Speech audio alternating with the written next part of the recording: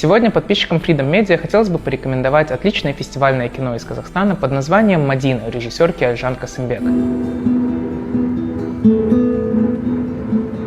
Что? Уходить?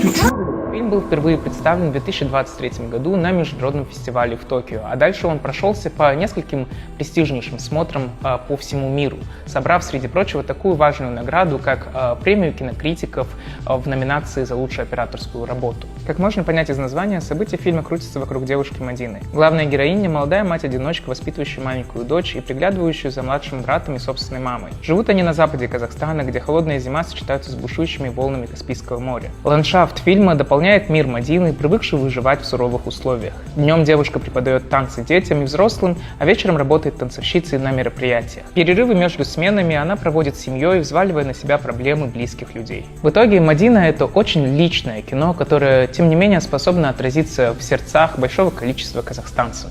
А с недавнего времени вы, подписчики Freedom Media, можете посмотреть этот фильм у нас на платформе. Сен Америкада ешкім күтіп отырған жоқ.